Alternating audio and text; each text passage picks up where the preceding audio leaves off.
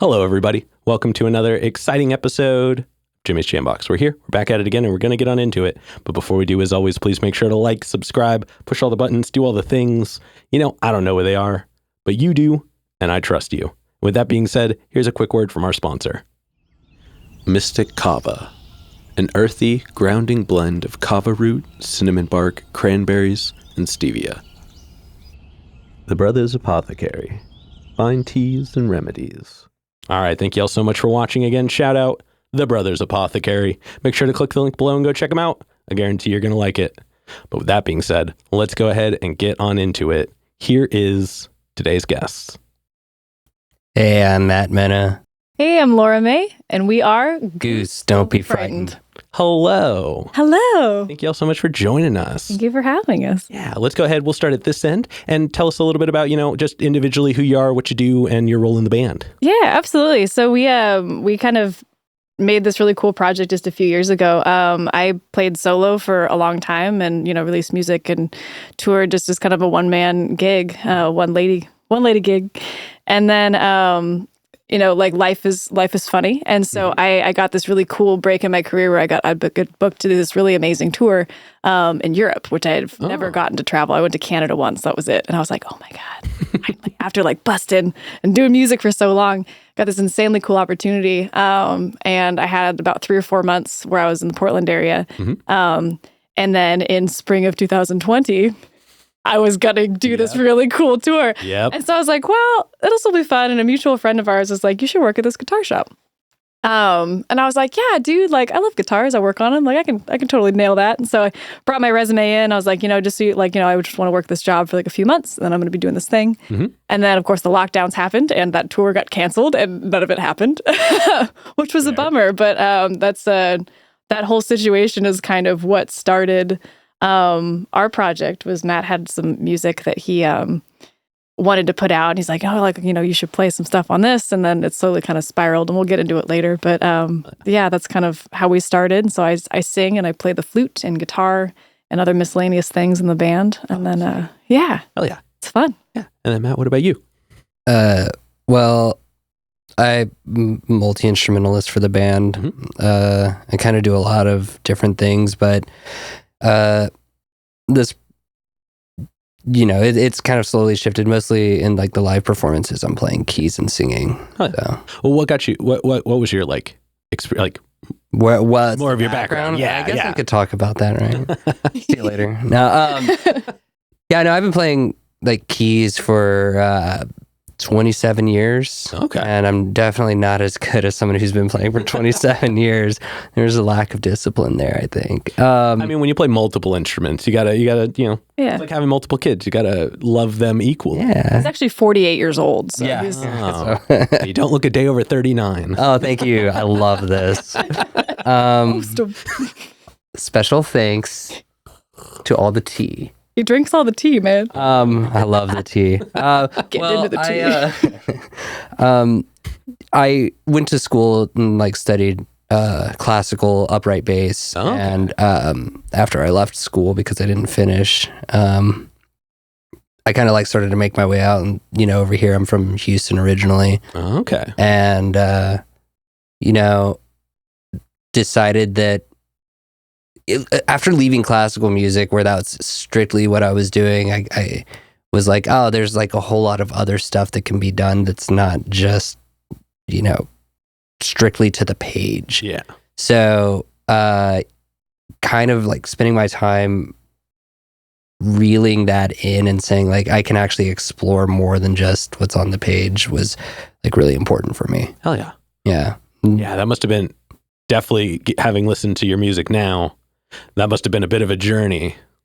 Yeah, years long in the making. So some of these songs on the most recent record we put out are so fucking old.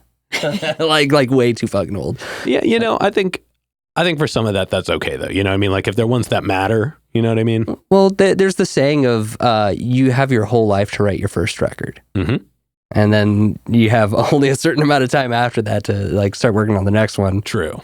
But hey, after you write the first one, all you have to worry about is writing the next one. I know. Yeah. That's like the biggest thing too, because most of the songs off What Now were like written 10 years before Matt and I ever met, versus like now we're writing a record and we're like, we should write all of these new songs. And so like it's kind of a funny thing because it's like there's only really like one song on the record that came out that I really did any of the writing portion on, which as someone who writes music, it was very odd and really fun to just be like, these lyrics are weird and I'm into it because they're not mine. Oh, I guess that's true. I never think about that for like people who main as vocalists being given other words. It was really cool because it's like our writing styles are so completely different. It's kind of fun because it's like, I mean, you get to know a person, how they are, and then like their ways of writing music, it's just a completely different language. And so it's almost like you kind of just get to like know like different layers of a person very quickly. Very much. When they're like, oh yeah, here's this traumatizing moment in my life. Why don't you sing about it? And you're like, why don't you sing that? I want nothing. I was gonna say, does that almost make it easier to sing about because it wasn't your moment? Like you don't have that same attachment, so you can like lean into like the more visceral aspect of it. That is such a, that's so complicated, man. That's such a good question because it's like, there's so many parts of it. Because like sometimes like, you know, like there's a song that like we added very late in the record called It's Still Raining. Mm-hmm. And it was like, he had this keyboard part and I was walking my very old dog at the time. He was like 16-year-old old German Shepherd guy. And it was like this time of the year that we're in now where it's just kind of like cold and damp and you're like, yeah. And so I wrote like the lyrics just on this walk where it was just like how the song starts and like, you know, kind of writing into that thing and then sent the song over to Matt and like his interpretation of what my words were so completely different from what I meant them. Oh, that makes sense. Yeah. So it's like, you know, it's not so much like a different, like, you know, you don't quite have the same understanding or like it's easier to sing. It's just that like sometimes I'll write something kind of flippantly and then it will wreck somebody else. Mm. You know, or like I'll put on my heart and soul into something and someone's like, song's dope, dude. I'm like, thanks. If only you knew. Yeah. Yeah. That's definitely, man, now I want to dig into that concept more, but oh, dude, yeah. We'll save things like that for a little more in the middle of the interview. We're going to get back to the foundation questions for a second because I want to find out, how did you all meet initially? I'll let you answer that one, actually. Yeah. Yeah. So, I was managing a guitar shop, and was it the one that you originally wanted to work at? Yeah, I literally applied for one job because I was like, I'd just done music for full time for so many years. I was like, but our friend's like, you should work at this guitar shop. I was like, okay. Yeah, and so she walks in and hands me a resume, and I kind of look it over, and I'm just like, man, this is an impressive resume. Yeah, right? For a guitar shop, that's the only place my resume, like, it's spectacalar, but for any other job. This guitar shop, yeah. You're just like... and so like I called like my boss and was just like, dude, I don't know what we have to do, but like, we've got to hire her. Like, this is too good to pass up. And he's like, all right, let's figure it out. And so I got to call her and be like, hey, we'd like to offer you a position. Oh, hell yeah. So she started working. I blew it off for like 3 weeks after that, actually. Yeah. And well, then she started working and I was just like, oh yeah, you know, like, the only thing is that you really didn't need to wear the pantsuit when you came in. I did. I wore a full suit. Yeah. He did not. He wasn't into it. I was just like, no, you didn't need to wear the pantsuit, but you remembered. It was very memorable. Yeah. And then fell madly in love with me immediately. It was wild. And well, you know, we like,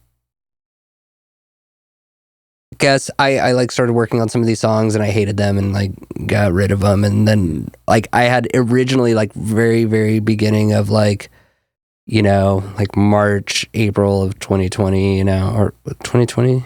Is that? Yeah. Somewhere around there. Yeah. This was like maybe 4 months after we had met initially. So we were friends. And I was just like, look, I really want you to like be on this record, and was just totally ignored, you know, and I was just like, all right, that's fair. Blew him off. Yeah. Again. Yeah. I was like, yeah.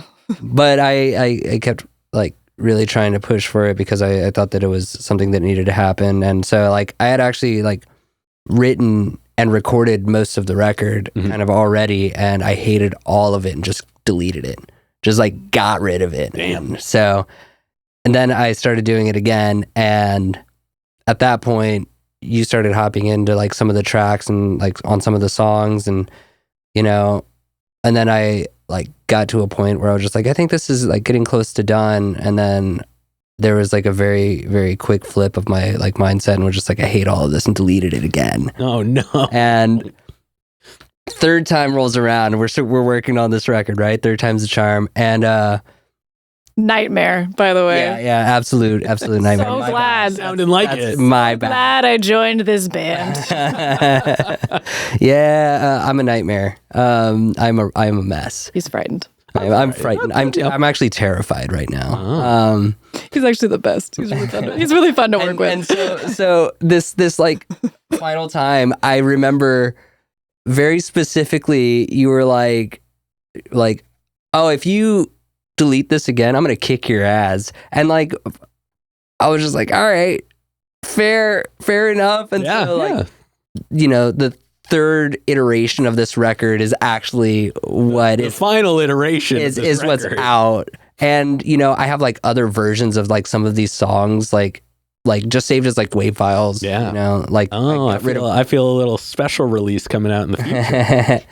That would actually be really fun, because there are songs on there that we rewrote where you're like, do you remember when like Oh Roger sounded like this? And we're like, oh, that's not even kind of the same song. Oh yeah. No, it sounds way different. That's just Oh Danny Boy. yeah, that's actually just We've got like even like on the record we're currently working on too. There was like, I wrote like a folk song, and then we turned it into this like electronic thing, and like two totally different songs. But it's funny because we're releasing it simultaneously. So there's like one version of it that's on his record, and then our record, and then one that's just on mine. Yeah. And it's the same a cool song. concept. Yeah. It'll be the same thing. Yeah. It's like you covered your own music. Yeah. Yeah. Whoa. It's really exciting. I'm super pumped about like doing that as like a thing, because it just like kind of ties together like the way that you write, and then the way that like I write, and how they are just so wildly different, and how we can still create something that's accessible just like to two totally different crowds. Yeah. Well, it's cool too, because one day somebody's going to hear both versions and be like, I know the words to this. Like, the other one unbeknownstly, and be like, why do I know all the words to this song already? It's like this story of like, Dolly Parton driving home in Nashville, and then she just heard like, oh no, wait. But like hearing Whitney Houston sing her song for the first time, and she was like, wait, this is my song, because she had no idea that it got cut, And so she pulls over, and it's like when she hits that, like, she's like, what? And she's like, just was so excited about it, and like immediately called over, was just like, I love this. Because it's just like, like Dolly Parton, killer musician. Yeah. Whitney Houston, killer musician. But it's like those songs are so perfectly their own song. Mm-hmm. But it's like you couldn't have one or the other, like they're just so great. So it's like, it's really fun when you get to write something and then just give it away. Yeah. So I when I was really young, I got to watch this band called NVS, Northern Valley Suicide. And they were playing a show with this band from LA called Butt Trumpet. And at the end of the show, they performed together as like a super band. Yeah. And then they call it ass clarinet. No, but that would have been good. But or Booty Suicide, and that would have been fun too. But at the end of that performance, they were like, by the way, the song you just heard, we're giving it to NVS. It was our song, and we're signing over the rights to it. Oh my so God. It's their song now. Like just on the stage. Like it was a real departure. Yeah, it was. Oh. Love that. Sorry. But yeah, so that is an experience in and of itself. Yeah. That's a really interesting, cool experience. Yeah, I had never ever I must have been like 16 or 17. So like I'd never considered that concept. That was like, oh, they just transferred ownership of a song. Yeah. Whoa. It's like giving away one of your kids. You're like, good job, Timmy. Yeah. Good job. Now go with that family. Yeah. We don't need you anymore. You'll be happier. You'll be happier with them. Don't forget to touch up your roots. Like. All right, but yeah, sorry to tangent off on that. Yeah. But getting back into it, I got a couple more foundation questions. Sick. And this next one, this is one that's kind of just, it's baked into the core of the show itself, and it's definitely a crowd favorite. We're going to go individually, and Laura, we'll start with you. Okay. what was the first album you ever bought with your own money? Oh my God. Okay, so there was two. Because technically the first one that I ever got was at a garage sale, and it was I had a cassette of She's So Unusual, Cyndi Lauper, killer. But my first like CD that I ever bought, where it's like, I went in and like bought it at I think it was like a Radio Shack. They had music. But Britney Spears and NSYNC did this collaboration record, and it's killer. It's bright orange. If you get a copy, it's great. It had like just all these cool remixes on it, and I still have it, and I play it regularly in my car. That's amazing. Because when I was a kid, I was like, because it wasn't like one of those things where I wanted to like grow up and be a doctor, and then like someday musical word. I was like 6 years old. I'm like, I'm gonna grow up and be Britney Spears. You know what I mean? I mean, all you gotta do is be dancing around with a knife on TikTok. Yeah. That's it. She's I don't even care. I bought her book. She's great. But like, that was my first like album that I ever bought with my own money, and I still think it's great. That's awesome. Yeah, like Femme Fatale, great record too. Like honestly, put that on and like really because people are like Britney Spears. I'm like, but like really listen to it though, because it's genius. The music is really well put together. I don't think anybody takes the time to like break down Britney Spears' music like beat for beat. Yeah. But it's got a lot more going on than you think. Stay tuned for that episode. We'll just sit here and we'll do like a reaction, like breakdown. If you bring that CD over, we'll play it and we'll go song by song. Yes. I'm holding you do this. That's not that you guys get edited out on the show, so that's real now. You remind me and we'll make it happen when you watch your episode. It's out in the truck right now. Let's go. No, it's not. It's your car. We're gonna pause that. No. Yeah. All right, but before we run away too much from it, that is amazing. So good. Matt, what about you? Queen's Greatest Hits. You're just coming out of the gate. That was the first thing that I bought with my own money. How old were you when you bought Oh, that? fuck. Yeah, I don't remember, but I remember very specifically, like, that's what I spent my money on. Like, were you like early teens or were you like no, I was single digits still? I think it was like right before I turned 10 or something like that. Okay. It was like birthday money that I had gotten from like my grandma or something, right? Well, right before 10, Matt was cool. And so it was that and this like hardcore band called Hammerfall. I love Hammerfall. Yeah. So it was a Hammerfall CD.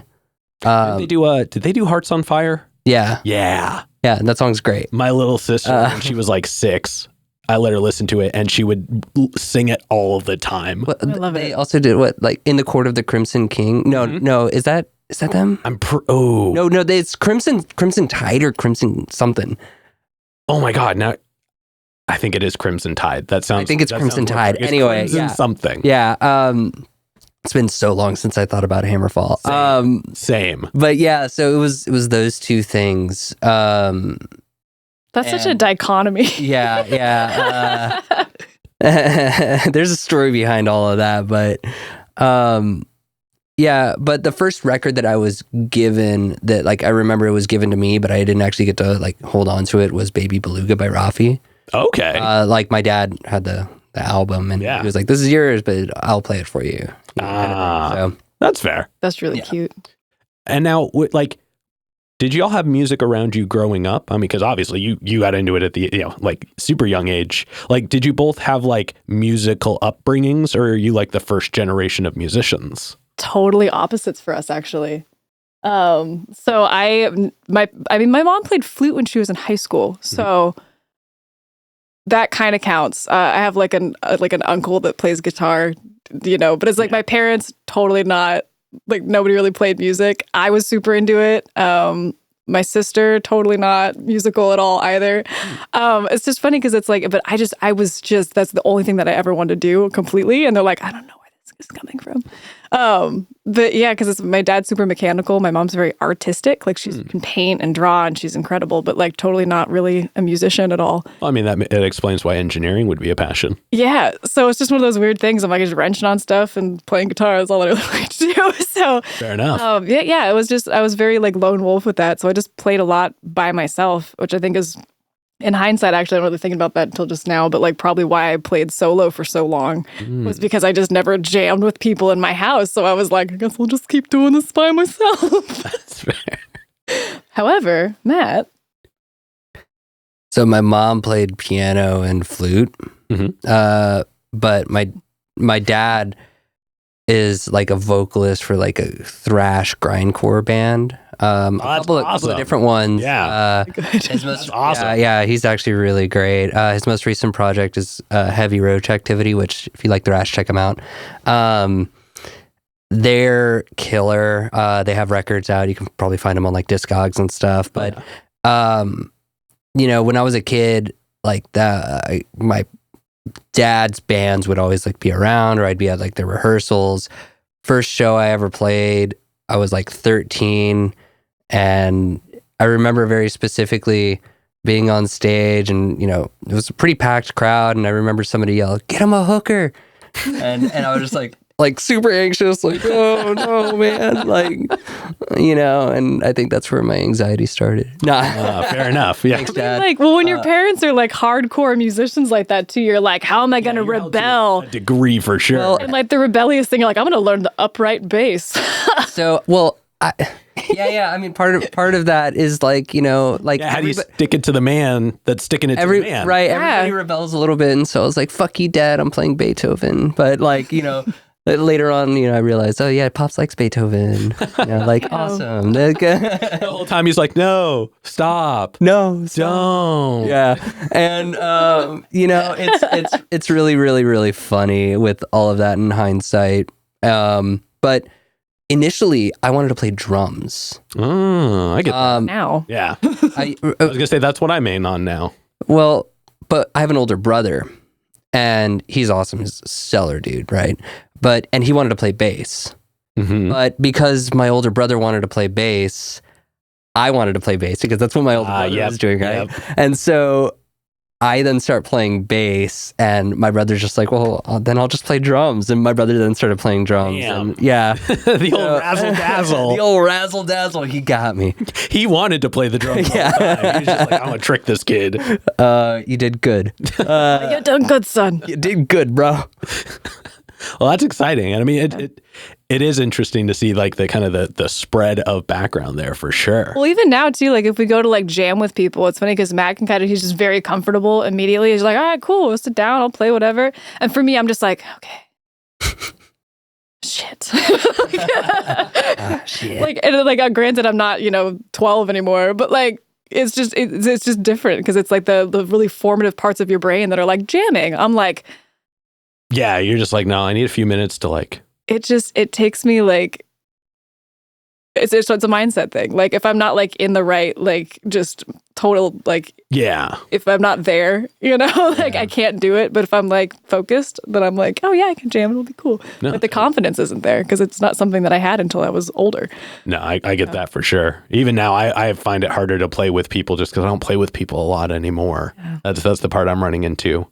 But I get that for sure. It's fun. Yeah. All right. But thank you guys for going through that with us. So let's go ahead and we're going to move on to kind of the more middle portion of this where we focus on more of the current experiences. Yeah. But first, we're going to get a super easy one out of the way. How did you all pick the name? So that laugh is inspiring that this is going to be a fun answer. So this is how it goes. So very, very specifically, it's GOOSE, all capital letters with an exclamation point. Yep. And underneath, all lowercase letters in parentheses. In parentheticals, yep. Right? Like, don't be frightened. Mm-hmm. Why is it stylized as such? So I had a dream that I was in this band with like a couple of friends, namely one of my buddies named Andrew, who's a phenomenal like musician and like just creator. Like he just makes some amazing stuff. And him and his wife Annika, like they're just absolutely phenomenal. And I was in a band with him and her, and I remember very specifically seeing it. It was stylized as such, and I read it as Goose Don't Be Frightened, and I was just like, oh, that's really cool. I'm gonna like make this. I'm gonna make this a band name. Mm-hmm. And then I woke up from the dream and was just like, oh, I actually read something in my dream. Like that in and of itself was kind of weird. And I was just like, all right, yeah, that's cool. And then, we ended up like putting out this record, and then one of your friends. It's so funny. Well, because when he brought it up to me, he's like, dude, I had this crazy dream last night. Because think about, like, we're musicians, we're gigging, we're also running the shop. Like, there was a lot more caffeine than there were showers. Like, that was kind of the vibe, And so that is a very appropriate way to measure it. Yeah, that's the metric, man. Yeah, Sorry. Appropriate. Well, half of a shower today, but yeah, it was so funny because one of my best friends, we've known each other since like first grade. Her name's Christina. She's my girl, and it was really funny. I was like, yeah, we had this this new project that we just came up with. I'm really excited for you to hear it because she's been with me obviously for everything that I've done musically, and she's a great friend and super supportive. And I could not wait for her to hear it. And I was just like, so what's it called? And I was like, it's called Goose. Don't be frightened. She goes, oh. You mean like Panic at the Disco? And I was like... I was asking if that was where the exclamation mark... Yep. No. Perhaps we got a problem. Yeah. And I was just like, fuck, all right, well, whatever, man. Like... I was like, yes, just like Panic at the Disco. There's also like the really big like jam band called Goose. Yeah, see that? And... so it's like... We're not them. We are not them. Man, interview over. All right. I'm sorry. Later. You're like, I queued up your album and it's a hard pivot, man. It's really weird. Like, y'all do not look like you do on your pictures on Spotify. Oh, yeah. Shave the beard, man. Oh, it makes sense. I get it now. So, yeah, that's the origin of the name. Hell yeah. Yeah. Well, that's awesome. And also it is definitely, it's one of those ones where it's loosely up to interpretation on how you like enunciate through it. So having the exclamation mark actually, like, because when I read Panic at the Disco, I didn't go Panic at the Disco. Yeah, but it's like Goose. But when you read it, you guys are like, Goose, don't be frightened. Like it just it kind of leads itself on because of the additional punctuation aspects. Yeah. Right. Yeah.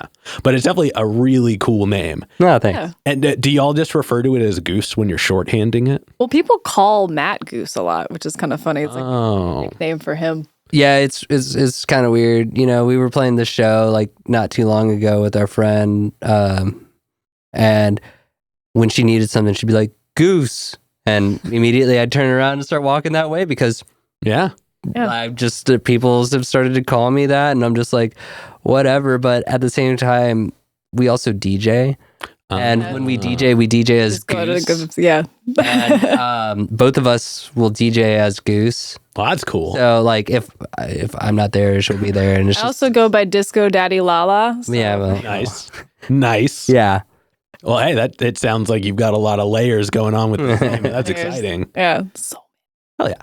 And then let's go ahead and let's talk about your writing process a little bit. Because it sounds like y'all are like the main writers. Do you have like a band that plays with you, or do you like just like employ musicians individually, or how do you go about performance? Like sometimes our performances is just the two of us, and we've done stripped down versions where like I'll play guitar and sing and he'll play keys and sing, or I'll play flute and he'll play guitar. So it's like, so we can do these acoustic versions. And our most recent, we played Star Theater, and our friend Gabe, who's just killer, he played guitar. Mm-hmm. He's also a bass player on a lot of our projects. He drums sometimes. Like he's just one of those, all of us are kind of utility players. Yeah. So it's like a lot of the time we'll do like a backing track, and then he'll do like some lead guitar, and then I'll play like flute and vocals, and he'll do like keys and singing. So like it's always, our live performance is always so different, because when we made the record it was mostly just us, and then like we would just call random friends and be like, hey, what if we had French horn on this? Get over here. What you doing? I mean, well, with that in mind too, not a single one of our performances has been the same as another. That's kind of what I was gathering. Yeah, they're always different. It's always different. Sometimes we use backing tracks. Sometimes it's just really stripped down. Sometimes it's a large ensemble, but it's it varies, and we're pretty excited to always do something that's different. And every time we do, we always have to like schedule new rehearsals, because you can't just like hop back in and be like, all right, well, I know what I'm doing. And I remember doing this 2 months ago. We can for sure do it again with no practice. Yeah. No, it doesn't really actually work that way, because a lot of times when we do our sets, we'll actually change keys of songs. Okay, so it's like it's like a viscerally different experience. Sometimes we rearrange an entire song too. Like there's the ones that we play live where you're like, is this on the record? And then you listen to the record and you're like, it's like vaguely, and I mean, we'll oftentimes do like full like length performances where we don't take breaks, we don't like talk, and you know. My favorite ones too. Just I don't want to say anything to you. Well, because a lot of the time, because you have those moments like the middle performance, where it's just like, like people clap and do their thing, and then you jump into the song with, once time has elapsed. But there's something really interesting because so many, like an opening set, like if we're playing with a bunch of cats, it's like sometimes we only have a 35-minute set, and it's like if we can make it more like a classical piece, because both of us, that's our backgrounds. Like I'm from wind symphony world, and he's from orchestral world. So it's like when you sit down, you listen to a piece of music, you don't have these big clapping breaks between the movements. You just, it kind of ends and it goes right into the next thing. Yeah, it just moves. So I think that that's kind of a weird little part of our past music experience that's really bled into what we do now. Well, that's really cool. And it definitely, I'm blanking on, there was an earlier song of yours that I listened to. The cover is green. It's got these little white fancy looking things. Oh yeah. Was that one Hearsay Do Say? No, that one was the Christmas. Yeah. That was actually, that track was written for a short film that didn't actually end up getting used. It got nixed and replaced with something else. And I was just like, well, I like that. I still think it's at cool. The table. Yes. At the table. That's what it's called. Yeah. That one's just him. Yeah. I only remember the stuff I say. Oh, gotcha. Oh, I'm sorry. We'll cut this part out. Get rid of it. But that's cool. That is a really interesting aspect that you would actively choose to change up your show each and every time that you do it, because that means that even if you played 3 times in a week, assuming you made different shows for that and didn't just run the same sets, people could actually have a reason to go see you 3 times in a week. Yeah. And that's really cool. Otherwise, why would you even come out and see us? Yeah. Well, it's also because I would go out and see you, but yeah. Well, and I didn't really realize this until everybody in the world took a break from performing. But for me, when I write a song, nothing's finished until I've performed it. It's I used to write something in a hotel room, while I was on the road, and the next show I could play it for the audience, and that was such a big part of my writing process that I never even thought about. So there's a lot of the time too, we'll have new music that we haven't put out yet, and then we'll play it live. But it's the versions we do live, totally different from what's eventually going to get released. So it's kind of cool because you get these sneak peeks, and then you're like, whoa, that was that song. Yeah. Or we'll take, I've had, songs where I'll take just a couple lines from one, and then it'll end up getting written into a Goose song or vice versa. So it's kind of, it's interesting for sure. Oh yeah. That's really cool. Now, when y'all are writing music together, do you ever aim for any certain type of vibe? Do you try to set a tone or sit down and go, let's do something like this? Or is it really however the winds take you every time? Well, we write very differently. When I'm writing, I'm usually behind a desk, behind a computer, recording it as I'm writing it. Yeah, you do it just tracked bit by tracked bit. Right. And so it's always just about what I'm feeling musically at the time. But Laura writes very differently than I do. And so in a hotel room, apparently. No. Yeah, I don't have a house. I just live. Fair. I live in a hotel room. It's the break room, but whatever. It's just, I just sneak in. I was gonna say, is it just the break room at the guitar shop? Yeah. We ain't even there anymore, but it's still there. Somehow it's a long commute.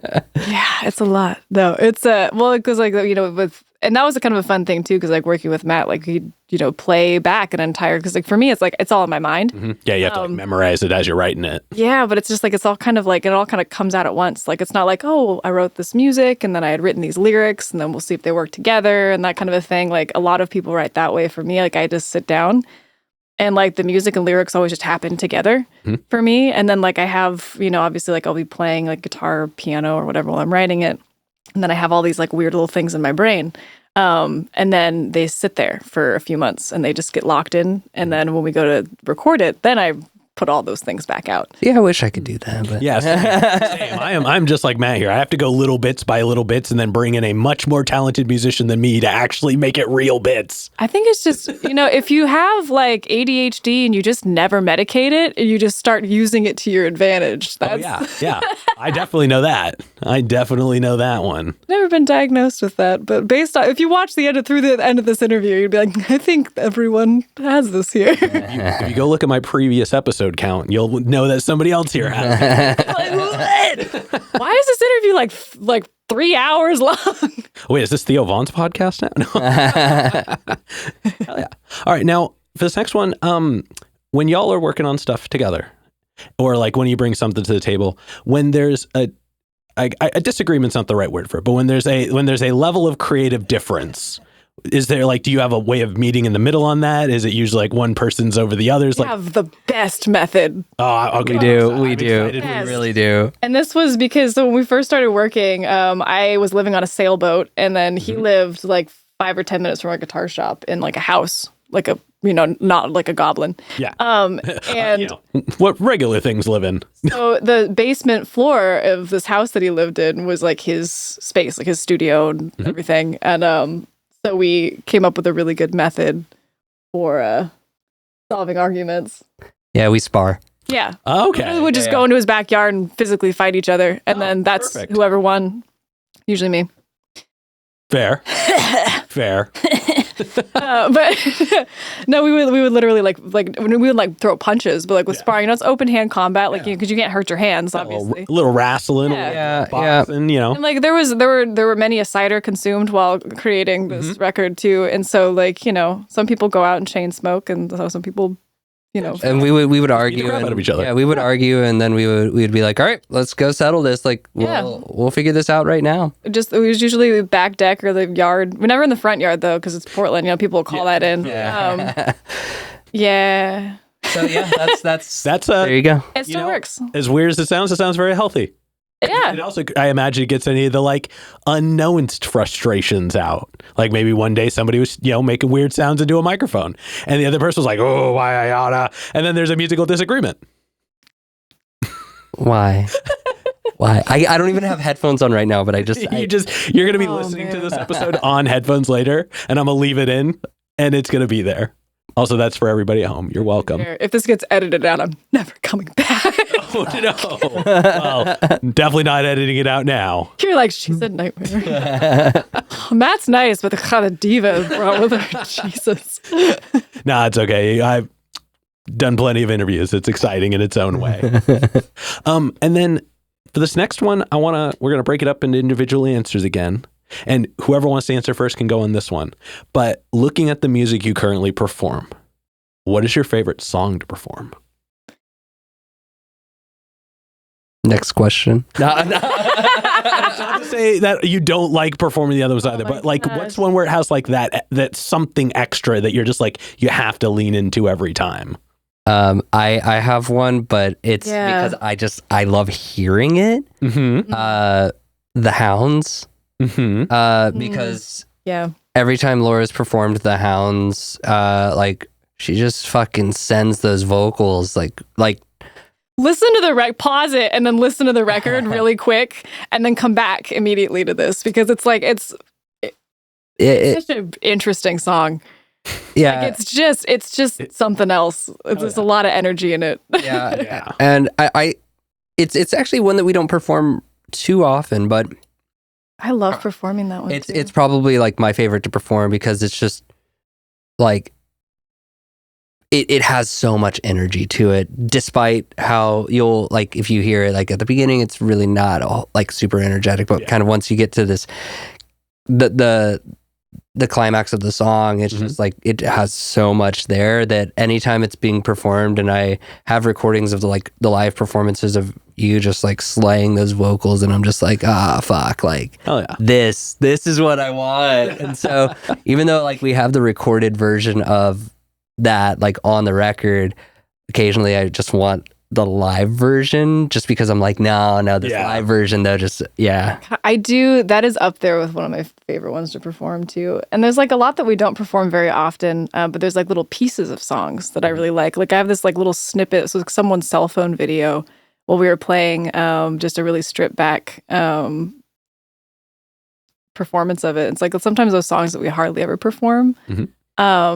There's a one called "I Can't Believe You Actually Died," and I think it's my favorite one to perform. It's very attention grabbing, just for being the first track on. It is on the album, and it's one of those songs too, where is the big chanting part is just actually died. I can't believe you actually died. And there's big gang vocals, but it's so fun because there's people that come to our shows that know that record and they sing along to it. But then you have all these people that have never heard our band before, and you can see like that song does something. Yeah.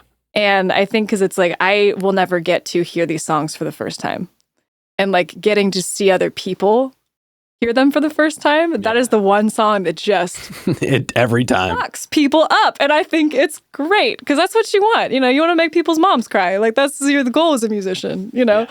But it's just one of those things, like that song is just so powerful in so many ways. And it's just fun to play. It's just a blast. It was always a little bit different too. Hell yeah. I love that. And it's cool to like see you both like appreciate the moments of the songs together and be like, oh, well, this one. Yeah. Like that. Yeah. I just from what you've said of your performances and like how you talk about it here, I can only imagine that each one is just its own experience. Yeah, I like because a lot of the time we record stuff when we had one performance we did that we recorded the entire thing, and it was one where we didn't do any pauses. Oh. And I'm just like, this is like, I listen to it regularly where I'm like, this is so cool. Yeah. Like it's just, because it was just, sometimes you're just on more so than other times. Mm-hmm. And I don't know what was in the water. We were like just hyper focused. And I think whiskey was in the water. But it was just one of those things too, where it's just like, oh, we did this thing. Like that we can't recreate because it was just the vibe of the room or whatever. Moment. Yeah. That and it's not, what was it, more like a medley, or was it like just like full songs and like they were structured to bleed into each other? More so the second, yeah. Okay. Yeah, however, we ended that set with a medley. Oh, see, so best of both worlds. Yeah. That was cool too, because like we just kind of ended up like really bleeding a lot of different things into that too, where it's like, you know, we would go for like one, the other song, back to the one, and then like I'd sing like a weird part over the top of it that was like just referenced like a minute ago, and you're like, what? Yeah. It was fun. Well, I also imagine, because like you said, the crowd response, not being able to like take moments to clap and cheer and like grab a drink and like look away almost, like that must have been so interesting for that. Like, was it a normal show otherwise, like structurally, or was like, oh yeah, totally normal. Yeah. So then like, that must have been just such a strange experience for them to like keep going. What I don't understand, because for me, like I can sit there, like if I have the flu, I can binge watch a lot of stuff on, like Netflix, where I'm just sitting there watching it for like hours. Yeah, playing it. I'm like, why is it so difficult to not get up during like a performance? Well, I think when people are expecting the 3-minute moment, the 5-minute moment, the 2-minute moment, they wait for the moment to pass. Like they wait for the pseudo polite moment to go do something, or like, you know, they don't want to miss an aspect. Yeah, I'm just like, you diaper it up, because you're I was gonna say that with that diaper it up right there, full NASA performance. Like, it's fun. No, that's awesome. I think that's a really cool. Have you done that many times, or has that only been like a 1 or 2 time thing? No, we've done it. I'd say like half and half, probably. Okay, yeah, cool. yeah. So now it's like a shtick now. That's really exciting. Yeah. Do you know what you're going to do beforehand? Like, do you like heavily plan it out, or do you just kind of like shortly before be like, let's do the long format one, let's do this one? Matt's definitely a planner, so we usually I guess when you're playing with backing tracks. Yeah, that makes sense. With those, we really have to. Yeah. We I mean, you know, with the backing track performances, we have like click tracks that we're on to, and like, you know, that those are like very heavily planned out. But even when it comes to like our rehearsals and stuff, we, you know, mentioned that like, oh, you know, this set isn't going to be the same set as it was like 2 months ago, you know? And so like, if we bring other musicians in, it's like, no, we're rehearsing for a whole new thing. Yeah, exactly. So usually we have our songs planned out. We know our times. Like we record our rehearsals, like in terms of like record the time. Yeah. So that we know we're going to have plenty of time to set up, play, tear down, get the next band on, you know, and that's, you know, really important, because both of us have worked crew for so many different things. Yeah, so you're ready. It's like, no, we have to have our setup locked in. We have to have our tear down locked in. We can put away things later, you know? And so we focus really heavily on the amount of time we're going to be actually on there. No, totally. There being the stage. Yeah. No, I get that. When I was in my last band, Smooth Talk, we didn't have a drummer. We were an electronic funk rock group. Cool. But we had guitar, bass, keys, and a vocalist. and I would run all the drums and additional backing tracks off of a one rack like multi-channel sampler. Like it was like 24 tracks of like playback. Yeah. That could be individually outed if you had enough like desubbed cables. But I also did talkbox and played bass. And That's cool. Yeah. And our sampling unit ran the lights.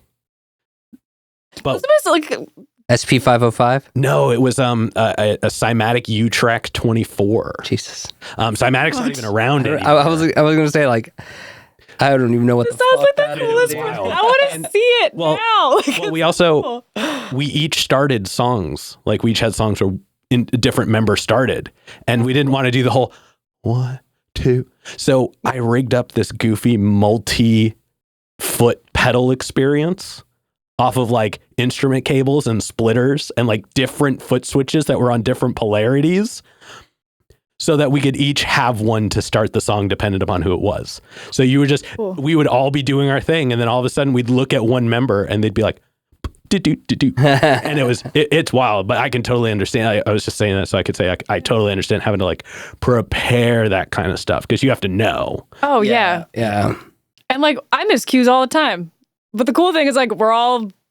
That's part of it too. I think when you're doing that kind of stuff, everybody expects a little bit of it. You know what I mean? Like the bleed is kind of what makes it more human. Well, we had a recent show too where it's like, and I didn't really realize because like I knew something was off because you can tell, but like it was funny because it sounded great for me, and I'm like center stage at this thing, and I was like, wow, like I can hear everyone's vocals really clearly on my monitor. Everything's cool. We got our click tracks, everything else. And then after the show, I was just like, it seemed like I was like, were you guys like cool? Like, did something happen? They're just like, we couldn't hear anything. Like, apparently I was the only one that was getting any of it. Oh, no. Because there was a couple spots I was like, I swear Matt sings this part. And it was like, because he just couldn't hear anything. Yeah. I was like, I was at that point so focused on, like, hearing my backing tracks and stuff that I was just like, gotta play the parts. At least I have that, you know? Yeah. And that's also... Save the show. Right. I'd rather cut out my vocals. I had somebody tell me this a long time ago. When in doubt, drop out. Mm-hmm. And, you know, like that's super important to me. So yeah, because if something sounds like thinned out or redacted in the experience, it's much better than trying to like flub your way through it and have it not work and mess up the main thing. And I don't know, like, if like non-musicians, because you see that happens like on the Grammys or whatever, where someone's in-ear goes out and then they're like, oh, they're tone deaf, their pitch is terrible. And I'm just like, okay. No, you just can't hear yourself. like can you imagine? Those places are so loud. And like there's certain instruments, like if you're playing keys, you know, like, yeah, as long as you hit the right ones, like whatever, or drums, like you can pretty much go through that. But like I've played like cello before where my in-ears went out, and like you cannot. Yeah, you can't find the perfect spot for the note because you can't hear if you're and on like it or not. if it's a nice happy medium, you can kind of do that like Mariah Carey moment where you can block one ear and you can hear yourself better. But it's like you can't do that and play piano at the same. No. Yeah, I know. Damn. Oh man, but you just but you roll with those things. No, definitely. Yeah. Now, still focusing on performance for a moment. Yeah. Do y'all have any like pre-show rituals or anything fun you do to get like before you go onto stage or like the day of a show? I was gonna make some really inappropriate jokes. I'm not gonna stop you. As long as YouTube doesn't yell at us. I don't know. No, it's we don't really like. We hydrate. Yeah. Definitely a big part of it. Drinking water, hydrate or dihydrate. Yeah. We do a lot of hydration before shows, and Stay fluid. yeah, usually, I like to smoke before, like, performing, just because I feel like it is typically whenever we were recording, I was smoking cigarettes at the time. Mm-hmm. Like, kind of just a little bit, but basically just when we were recording. So I like to go out and take just a couple puffs off a cigarette before we perform, and that just kind of, it's weird. I don't know if it's so much more like, it just kind of, it gets me in the same. Well, there's the nicotine buzz as well, which, that's a thing. I just get into an anxiety fit before we play. So. Perfect. You stress yourself out so much when you get up there, you're like, oh, I'm relieved. Yeah, usually my thing is like, is Matt okay? I'm going to go outside for a minute. Matt okay? No, I'm still going to go outside. Yeah. That's just part of it. Let me just play to your butt. We'll all be fine. No, actually, when we perform live, though, our stage setup is pretty much always the same, because I'm usually playing keys. Mm-hmm. So if, you're the stage camera, I play with my keys this way. I face inward. I have noticed that from pictures I've seen. Yeah, I always face inward, and it's because as long as I can perform to your as, I'm good. I don't care about the rest of the world. Big target. Well, hey, that makes sense. Then, I mean, if it works, it works. You know, I guess that's kind of a weird thing too. I mean, I think as long as the performance is good, yeah, nobody's going to be like, I would have liked that band better if the keyboard player was facing me. You know what I mean? Like they're there for the music, right? However, the performance comes out. I think that's really what people go for half the time, to see a live experience. Oh, totally. Yeah. And, are you still animated when you play? Or do you just have your hood up and you're like, please nobody talk to me? We do the hood thing. Yeah, we've as of this moment, we've done all black long sleeves, hoods up. Nice. You really can't tell who's who, actually. Oh, that's exciting. Except for I have white flipping hair, so if it gets a little more, dramatic. But yeah, I mean, part of that was always in my mind at least, don't pay attention to us, pay attention to the music, right? Exactly. Yeah, like the Blue Man Group. Like the Blue Man Group. Yeah. You'd think just because they're blue. Would you? New shtick. We're not. Come on. We're going to move on to the next question now, but I had something fun I was going to say. This next one, looking at kind of how we've talked about how you write music and things like that and your processes for that. What do you do to continually enhance or even just change up your sound as you write now? I mean, for me, I don't. Okay. I just don't. Yeah. No, I mean, it's so variable, sometimes I want to write this type of a song, and it's not because I'm feeling a certain way. It's just that's what I want to do. And and so it's never really I'm trying to change up my sound specifically for any reason. It's more so I like to do these things. Mm-hmm. And when I like to do these things, how can I do them quickly? Yeah. Because for me, it's all about trying to get it down as fast as possible. Mm-hmm. Otherwise, I'll lose my idea. That's fair. Whereas you on the other hand, you've already got it all mapped out in your head. Talk about planning. I don't plan when it comes to writing. I gotta get a real job or something. This music. Nah. But why? Yeah. Why? That sounds the opposite of fun.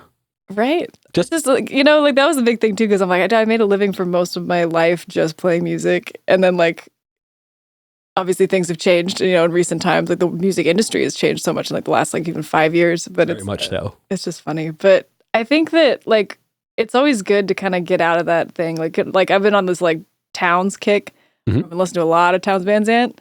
Part of it because he kept singing them to me while I was falling asleep, and he'd just be like, "What do you in the morning?" So I was it was really cute. Listen to the record. That's how he sings. I promise. Spot on impression. But so I'm with us. Yeah. So it was weird. I started writing a bunch of just old school folk country songs, and that's what I've always loved. And it's when I'm not, it's my junk food for music is listening to just outlaw country. And so I started writing a lot of that. And sometimes because for me the lyrics and the structure, I'm very mathematical in the way. So I am very analytical with lyrics. And so sometimes I get too in my own head when I'm writing. And so one of my favorite tools, which I did this with a buddy of ours recently, is when I'm working on a new song and I'm playing with a melody or whatever, rather than writing the lyrics at the same time, I'll pull up the misconnections on Craigslist. Okay. And I will use those as my lyrics. Oh, that's so smart. And I've done that when we're jamming with stuff, when we're doing new things, because I'm hey, we don't have a direction for this yet. We don't know.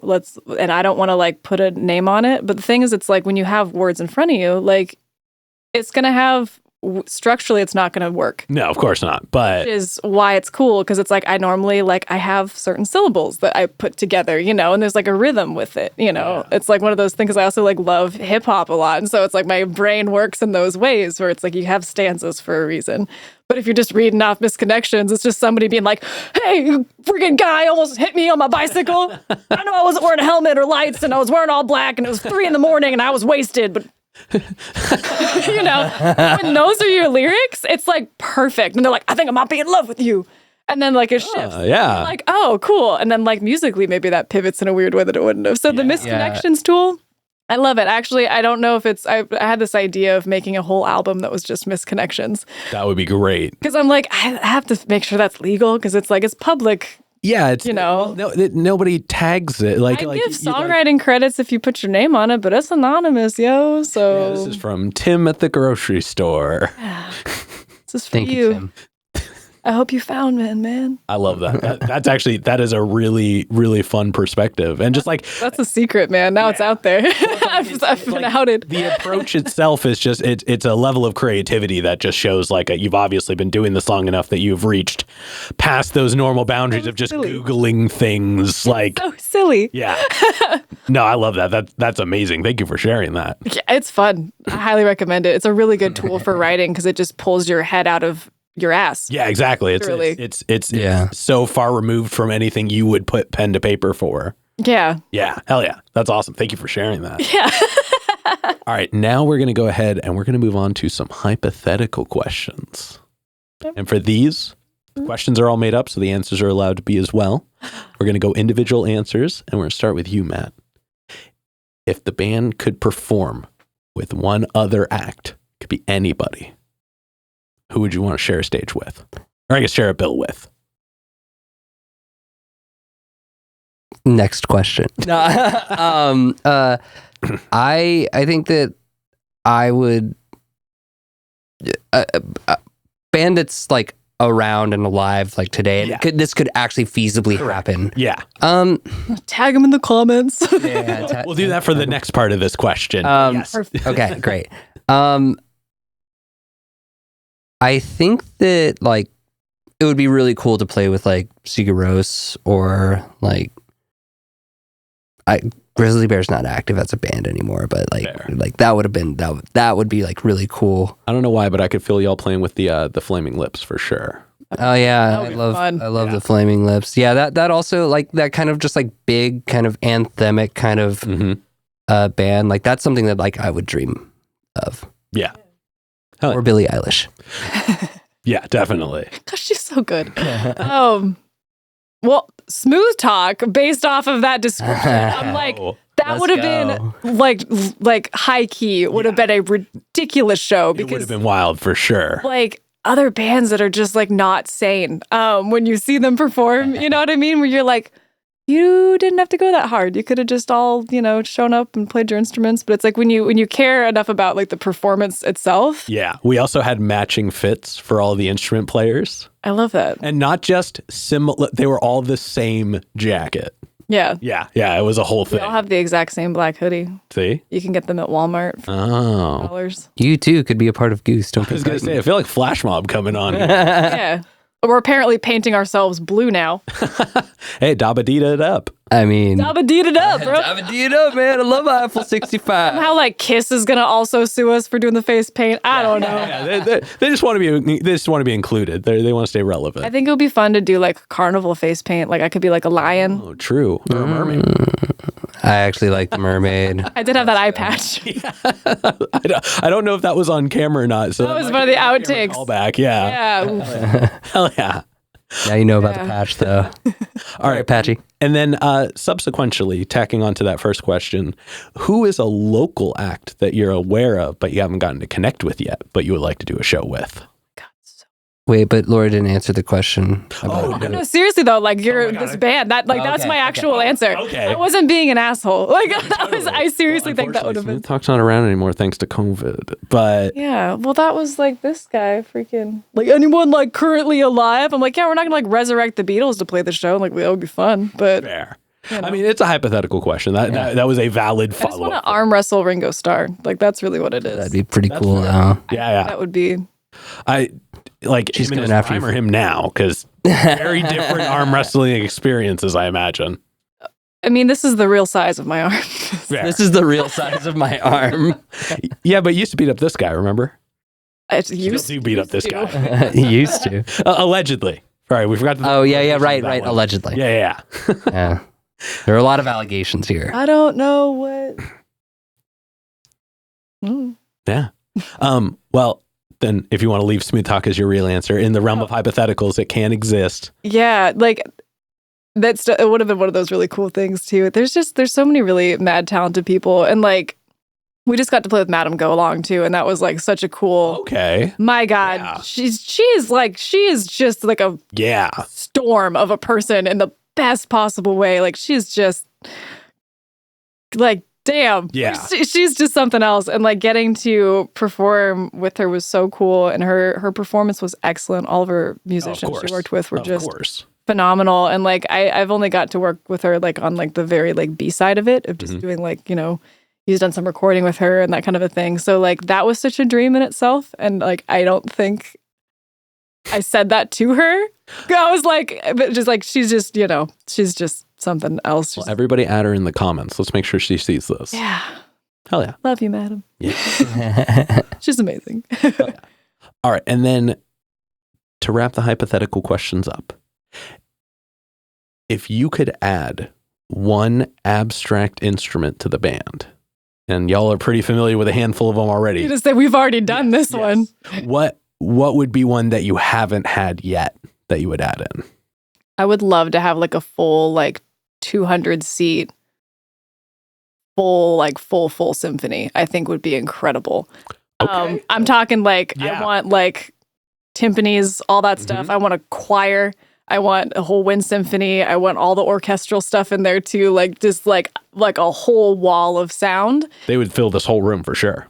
It would be crazy. Yeah. You can't see this from the camera, but this actually like is just a hallway that just goes on forever until it gets this a huge room. Like the TARDIS, but it doesn't go anywhere. Yeah. The tortoise. It's the tortoise. I always called it the Rock, but that's always taken. Yeah. Yeah, but it's like one of those things because it's like, you know, like I kind of focused, you focus more on performance and mine was just mainly like theory and composition. So like we could score that out. It would take time, but I think it would be just such a wonderful play like the Hollywood Bowl or something like one time. Yeah. Just with like the fill or something and just like get the whole thing. Get like, I would love like a youth choir too. Cause it's like, that would be a vibe for sure. I think it's so cool when like, cause I got the opportunity to play a handful of times when I was younger, that I just did not like, it wasn't like I was great at it and like got chosen. It was just that dumb luck. I like stumbled across an opportunity and somehow like tricked them into letting me do it. But I got to like do a couple things that like really like being at that level changed the trajectory of my whole career in music because it's like it just changes you in such a cool way. So I think that like trying to do something like that would be awesome. I bet you could pull that off for something for like a Blazers halftime game. Maybe not like 200-piece symphony, but I'm sure if you talk to the right people, you could make that happen, and that would be an experience. Well, because if it's a Blazers game, I would want 420 people involved. I'm sorry. That's okay. Dad jokes are welcomed in these parts. Are they? I usually only get one dumb joke a week to relieve the viewing audience that is my retained one. But we're breaking that rule for this one apparently. Oh, good. Yes. Good. Yes. But that being said, we are going to go ahead and start wrapping this up. So what can we look forward to, say, between now and August? You want to tell them? So we have a show April 26th at Hawthorne Hideaway with hell yeah. Tinder Girl. Yo, shout out Tinder. Hey. Yeah, big fan. And Lazarus, which is they like to call themselves psychedelic jazz or okay. like they're hardcore. They're hardcore jazz. Yeah. Oh, that's exciting. It's gonna be fun. Yeah, it's super exciting. So Do you ever refer to them as the Laz? the Laz of us. We'll be playing second to Laz. We actually are though. And so we have that coming up. We are working on some new music. We have, quite a bit of stuff in the works in terms of our new music. However, we also do have vinyl records that are on the way. If you are one of the people that pre-ordered that, thank you for your patience, because it took way longer than it should, and it's fine. It is what it is, but like, oh my God. But we did order a few just extra ones for ourselves. So when we do these live shows, once those are available, we actually will have records. But we did a very limited pressing of them. They're so cool. They sound great. That's awesome. We're just waiting for the final ones to come in. So hopefully... definitely by August. Yeah, if not, then we got some other problems. There's much bigger issues afoot. I'm taking a road trip. We're going to get them. Ooh, okay. I'm just making stuff. People are going to think I just fight people all the time. I really don't. No, you only fight person all the time. They're going to believe you. They're going to know. For this next one, go ahead and look straight at the camera and tell everybody how they can find you. You can find our stuff on Spotify or whatever else. Under Goose, Don't Be Frightened. Our record is called What Now? You can also get vinyl copies of it very shortly at shows. Hell yeah. Yeah. Hell yeah. And then any other plugs, any other shout outs, anybody else you want to put on while you're on here? Shout out to Tinder Girl, who also did one of these. Yeah, shout out to Tinder Girl. My God, they're so cute, all of them. Shout out to Matt at Too Many Records for helping us put out this record into a physical format. Papa Kiss. Daddy Kiss, actually. We're switching to Daddy now. Ooh, creepy. Ooh. Daddy Kessler. No. Disco Daddy Lala right here. What's up? Yeah, that's a great DJ name. Oh, but for real, like thank you for anyone who's listened to our record and streamed it. If you haven't heard it yet, go do that. It's something that we worked really hard on, and we're really excited to see what kind of comes out of it and what we're doing next. Because like our next record is so different from this one. Like it's just more unhinged.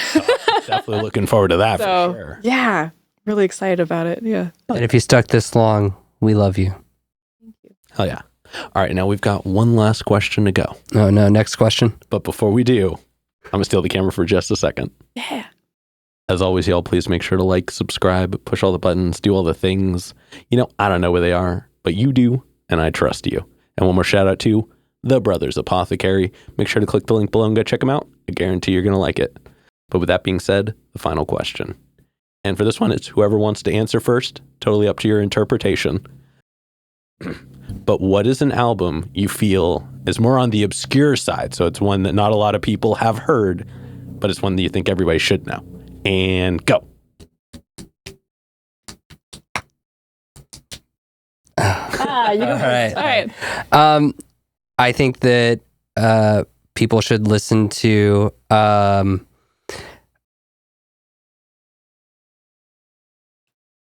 am totally spacing on it. It's no. I love Casey Musgraves.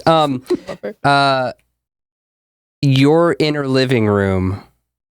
It's on Bandcamp. That's what the record's called. And the band is called. Oh man, that's all right. I mean, there's probably not a lot of ones called Your Inner Living Room. Yeah. No, it's Andrew's band, and I love that record so much, and I can't remember what it's called right now. If you want to look up the name of the band while she's giving her answer, you totally can. I am gonna piggyback off of the Bandcamp special one. Mm-hmm. These aren't friends of mine, but there's a band called the Quicksand Marching Band. Oh, good name. Such a good band name. Good name. My friend Justin told me about them probably 15 years ago. This was like when Bandcamp first came out, but he's like, you got to listen to this thing. And then I like literally wrote like a like review of them, like as I was listening to it, which was the first time I'd ever really like gone through and listened. But they have one EP that they ever released. They just put out the one thing. I think it came out in like 2011, 10, somewhere around there.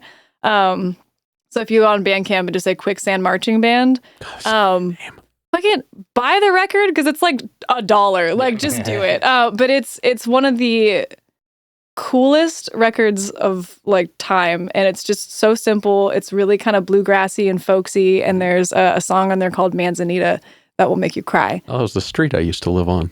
It's freaking... It has nothing to do with this. Yeah, it's a little apple. It's a street you used to live on. Yeah. It's a coastal town. Connected to everybody in some way. It's wild. But it's highly recommended. It's really, really, really special and great. And it's like you can only find it on Bandcamp. It's still up though, because I listen to it a lot. I've never had anybody recommend an album that only existed on Bandcamp. Yeah. Also, they always want like deep cut, big name something, but they were like, oh, this or that. Being a Living Thing. Oh, that's, yeah. Being a Living Thing. The album is called Your Inner Living Room, also only on Bandcamp. Hell yeah. Awesome. Hell yeah. Well, thank you so much for sharing. This video has been sponsored by Bandcamp. Like, subscribe. Yo, if Bandcamp wants to sponsor the show, please do so. Everybody at them in the comments as well. They just sent us like 20 chicken nuggets. They're like, yeah, represent. Yeah, I need them. I need them. That's all right. Like, these are sponsored by Bandcamp. It'll be like dip and sauce. Only if they're knockoff hot ones. Only if they're I mean, are there any other kinds? There aren't. Yeah, exactly. Everything else isn't a chicken nugget. It's also like, dude, why would you go out of your way? Like, you could make it shaped like anything. It's a nugget. Yeah. Just like chicken putty. Like, you could literally make anything. Yeah.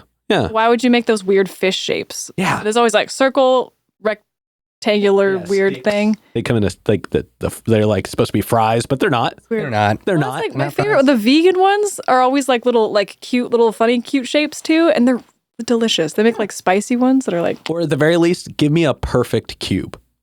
If you're gonna go no effort on design, I want an actual square. I don't like the cube. Like, are these hush puppies or are these nuggets? No, I'm just imagining like I want like almost a gelatinous cube. Yeah. No, I don't like it. Nugget donuts though. Oh, like nug nuts. It just sounds bad out loud, but I need it now. I get some honey mustard for my. No, didn't like one of those fast food chains used to do like chicken nugget rings? Probably. Yeah. I know chicken fries was a thing. Yeah. Do you remember when KFC did the thing where the chicken was the patty? Oh no, they brought that back for a little bit. Oh no. Yeah, no, and they shouldn't have. The chizza is their next thing now, where it's like a pizza. Chicken pizza. I don't like this. Yeah. I mean, whoever is their like creative food person, E for effort across the board. Like they need to go over to Taco Bell because Taco Bell's not doing it anymore. Taco Bell's just kind of like they take away everything good. I don't know why they went up on the rails like that. Yeah. Every time they have something that I'll eat, they take it away. It like they wait until they find scarcity thing. Yeah. They're like, you like the stacker taco? Do ya? Yeah. Do ya? Adios. Some of the Mexican pizza, like I tried it, I hated it. Sorry. That's fair. They could. Sorry. Unpopular opinion, sucks. Yeah. Now I just default to the Crunch Wrap. I like just bean burrito, black bean crunch wrap. That's all that I want. To the one person that would ever get this, 3 crunchy tacos, 4 bean burritos. Just all as one?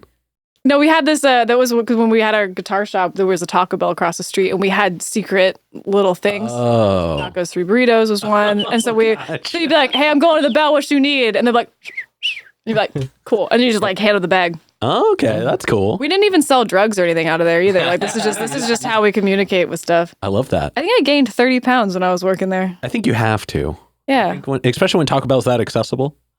Yeah. Fun fact, their breakfast, some of the best fast food breakfast. I had a breakfast there once. It was like a little burrito guy. It was delicious. They have a breakfast crunch wrap. If you get the California crunch wrap, it's not on the menu anymore visibly, but it's still there.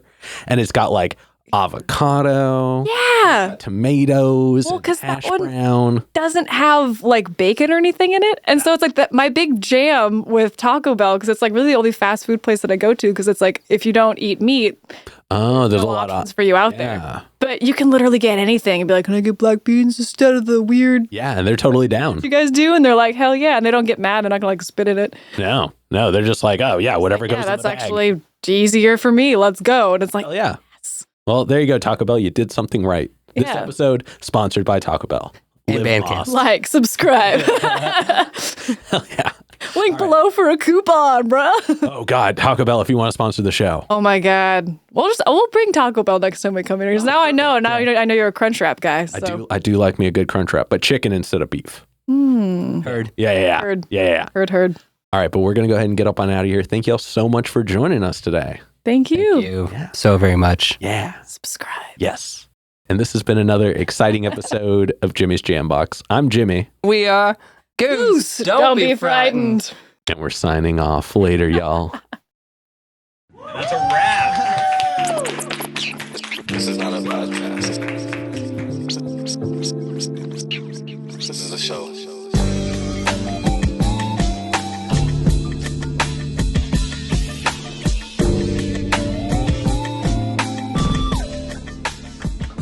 Keep jamming.